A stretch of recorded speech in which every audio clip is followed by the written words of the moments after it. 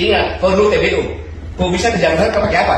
Sudah pengalaman juga yang bawa kamu ke sini. Kok ngomong seenaknya kayak gitu? Tidak sopan. Sudah jadi raja. Kamu itu kan preman, memakai pakaian ormas. Saya bisa buktikan. Gatot, saudara Gatot, Nurmantio, Anda, saya tidak takut sama Anda. Saya tidak menghargai Anda.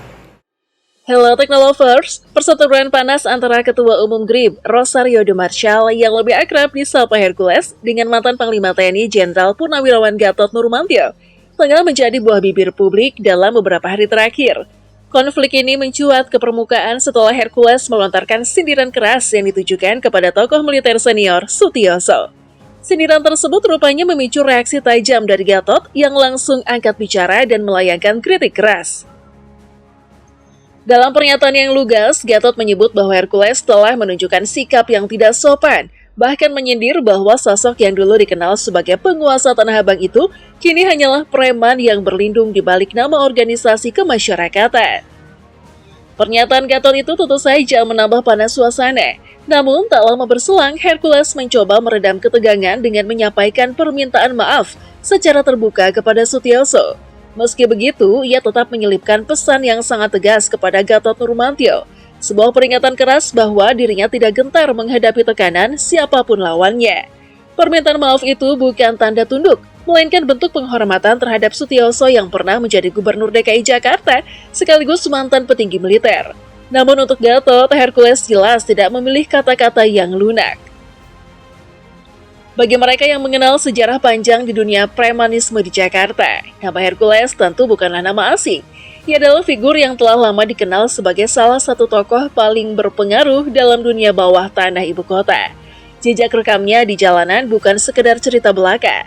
Pada tahun 2012, ia pernah terlibat bentrokan berdarah dengan kelompok pimpinan John Kay, salah satu sosok preman paling ditakuti di Indonesia.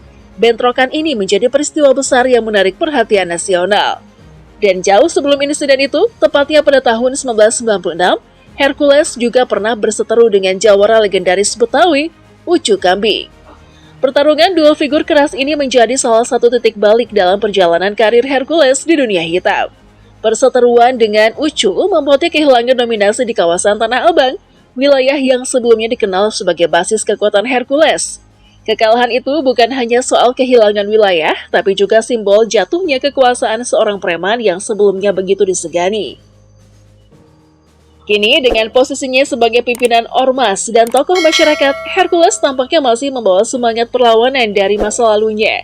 Meskipun tampil dalam balutan organisasi resmi, gaya bicara dan sikapnya yang keras masih mencerminkan karakter lama yang belum benar-benar hilang. Lantas, berapa total aset dan kekayaan Hercules? Yuk, mari kita bongkar.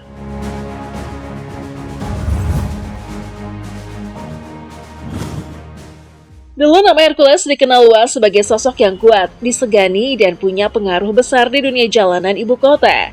Namun, waktu telah mengubah banyak hal, kini ia lebih memilih memperkenalkan diri sebagai seorang muslim yang taat dan seorang pengusaha sukses dengan penghasilan yang tak main-main.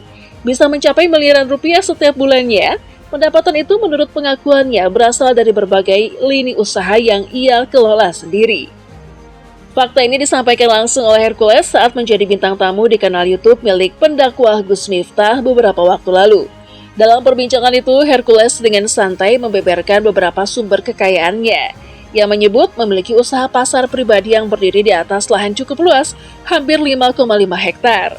Tak hanya itu, ia juga menjalankan bisnis di sektor perikanan, termasuk kepemilikan kapal tangkap ikan yang beroperasi secara rutin. Memang ada usaha kecil-kecilan, ujar Hercules. Merendah. Kebetulan saya punya satu pasar, itu pasar pribadi milik saya sendiri. Lahan pasarnya sekitar 5,5 hektar. Terus ada juga kapal buat perikanan, ungkapnya dalam video yang tayang di kanal Gus Miftah dan dilansir pada Sabtu 3 Mei 2025. Namun kekayaan yang ia miliki tak lantas membuatnya lupa diri. Dalam kesempatan yang sama, Hercules juga menegaskan bahwa sebagian dari hartanya itu rutin ia sisihkan untuk membantu mereka yang membutuhkan. Ia dan sang istri katanya sering menjalani puasa sunnah 4 hari berturut-turut setiap pekan, bukan hanya Senin Kamis, tapi juga ditambah dari Selasa dan Rabu. Menariknya, setiap hari Kamis mereka menutup puasa dengan berbuka bersama anak-anak yatim. Kalau bulan Ramadan, anak yatim yang kita undang bisa sampai ribuan orang. Kaum duafa juga jumlahnya kurang lebih sama, tambahnya. Dari berbagai sumber terpercaya lainnya, diketahui bahwa mantan preman ini kini memiliki sejumlah aset yang nilainya tidak sedikit. Salah satu di antaranya adalah rumah mewah yang berdiri di kawasan elit perumahan Kebonjeruk Indah, Jakarta Barat. Rumah itu memiliki luas bangunan sekitar 200 meter persegi. Selain itu, Hercules juga tercatat memiliki sebuah perusahaan jasa pengamanan bernama PT Titu Harmoni, yang turut menjadi salah satu pilar bisnis andalannya. Lewat berbagai usaha yang dijalankannya, Hercules kini bisa meraup penghasilan luar biasa. Diperkirakan mencapai 3 miliar rupiah setiap bulannya. Perjalanan hidupnya dari dunia keras jalanan hingga menjadi pengusaha sukses yang dermawan, menjadikan sosok Hercules sebagai figur yang tak hanya kontroversial tapi juga penuh warna. Tak hanya memiliki jumlah usaha bernilai miliaran, Hercules juga diketahui menyimpan koleksi mobil mewah yang menghiasi garasi rumahnya. Beberapa merek ternama seperti BMW dan Toyota Alphard menjadi bagian dari aset kekayaannya yang terus berkembang. Kehidupan yang dulu keras dan penuh konflik kini telah bergeser menjadi lebih mapan dan tertata. Meski karakter tegas dan berani khas Hercules masih melekat kuat dalam dirinya. Menariknya, pria bernama lengkap Rosario de Marshall ini juga sempat ditunjuk menjadi tenaga ahli di sebuah badan usaha milik pemerintah daerah, yakni Perumda Pasar Jaya BUMD milik Pemprov DKI Jakarta yang mengelola sejumlah pasar tradisional di ibu kota. Penunjukan ini tentu saja menimbulkan berbagai respon dari publik, mengingat latar belakang masa lalunya yang penuh kontroversi. Namun bagi Hercules, posisi tersebut bukanlah ajang mencari keuntungan, melainkan bentuk kepercayaan yang ia terima sebagai sebuah penghargaan.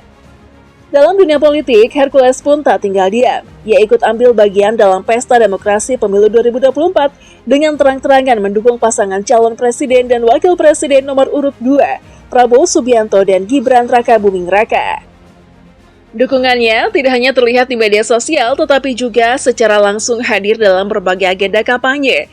Ia bahkan beberapa kali terlihat berada di barisan relawan dan simpatisan Prabowo Gibran, termasuk saat acara besar digelar di markas relawan di Jalan Kartanegara, Jakarta Selatan.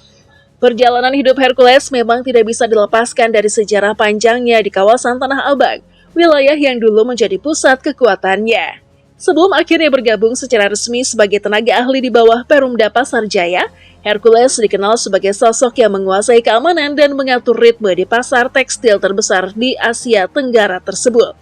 Ia bukan sekedar figur tempelan, tetapi memiliki pengaruh nyata yang diakui, baik oleh pedagang maupun oleh mereka yang mengelola pasar. Kisah hidupnya bermula dari tanah kelahirannya di Nusa Tenggara Timur, sekitar tahun 1980. Hercules dibawa ke Jakarta oleh militer TNI untuk menjalani perawatan atas luka parah yang dideritanya dalam konflik bersenjata di daerah asal. Salah satu tangannya harus diamputasi akibat luka tersebut. Kedekatannya dengan militer bermulai dari perannya sebagai tenaga bantu dalam operasi militer di wilayah konflik. Dari sanalah ia menjalin hubungan yang erat dengan kalangan TNI yang bertahan hingga kini. Setibanya di Jakarta, ia sempat dirawat di RSPAD Gatot Subroto. Namun tak lama kemudian, ia memilih kabur dari rumah sakit. Perjalanannya membawanya ke Tanah Abang, tempat yang kemudian menjadi bagian tak terpisahkan dari dirinya. Di sana, ia mengawali hidup baru dengan segala keterbatasan, tidur di kolong jembatan, menjalani hari demi hari di jalanan, hingga perlahan membangun pengaruh dan reputasi sebagai salah satu preman paling disegani di kawasan tersebut. Pada tahun 2021, Hercules resmi diangkat oleh Direksi Perumda Pasar Jaya sebagai tenaga ahli, tapi ia menegaskan jabatan itu bukan sumber penghasilan utamanya. Ia menyebut peran tersebut lebih sebagai bentuk amanah dan penghormatan, bukan sebagai ladang mencari makan. Dengan segala perjalanan hidup yang telah ia lewati, dari lorong gelap jalanan ibu kota hingga ruang rapat perusahaan daerah, Hercules adalah figur yang terus berkembang, namun tak pernah benar-benar meninggalkan masa lalunya.